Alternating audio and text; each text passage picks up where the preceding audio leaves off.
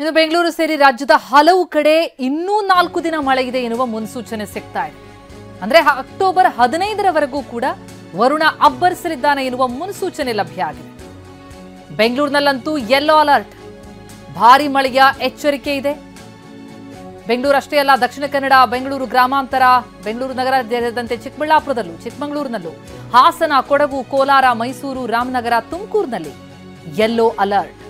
ಹಾಗೆ ದಕ್ಷಿಣ ಒಳನಾಡಿನ ಹಲವು ಜಿಲ್ಲೆಗಳಲ್ಲೂ ಮಳೆಯಾಗುವ ಮುನ್ಸೂಚನೆ ಸಿಗ್ತಾ ಇದೆ. ರಾಜ್ಯದಲ್ಲಾಗಲಿರುವ ಮಳೆಯ ಮುನ್ಸೂಚನೆಯ ಬಗ್ಗೆ ಹವಾಮಾನ ಇಲಾಖೆ ಮಾಹಿತಿ ಕೊಟ್ಟಿದೆ. ಇನ್ನೂ 4 ದಿನ ಮಳೆ. ಅಕ್ಟೋಬರ್ 15ರವರೆಗೂ ಕೂಡ ವರುಣ ಅಬ್ಬರಿಸುವ ಮುನ್ಸೂಚನೆ. ಬೆಂಗಳೂರಿನಲ್ಲೂ ಯೆಲ್ಲೋ ಅಲರ್ಟ್. ಬೆಂಗಳೂರು ಅಷ್ಟೇ ಅಲ್ಲ, ರಾಜ್ಯದ ವಿವಿಧ ಜಿಲ್ಲೆಗಳಲ್ಲಿ ಮಳೆ ಅಬ್ಬರಿಸುವ ಮುನ್ಸೂಚನೆ ಲಭ್ಯ ಆಗಿದೆ. ಈಗಾಗಲೇ ಆಗಿರುವಂತಹ ನಷ್ಟ ಗಮನಿಸ್ತಾ ಇದ್ದೀವಿ. ರಸ್ತೆಯಲ್ಲಿ ವಾಹನ ಸವಾರರು ಪರದಾಡಿದ್ದಾರೆ. ಕಾರು, ಬೈಕ್ ಎಲ್ಲವೂ ಕೂಡ ಜಖಮಾಗಿದೆ, ಮುಳುಗೋಗಿದೆ.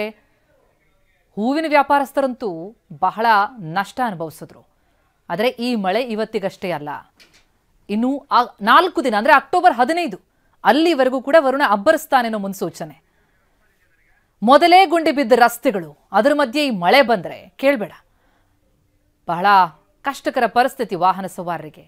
ಎಲ್ಲಿ ಗುಂಡಿ ಇದೆ, ನೀರು ಎಷ್ಟು ಆಳಕ್ಕಿದೆ, ಮುಂದೆ ಹೋಗ್ಬೋದೋ ಬೇಡವೋ.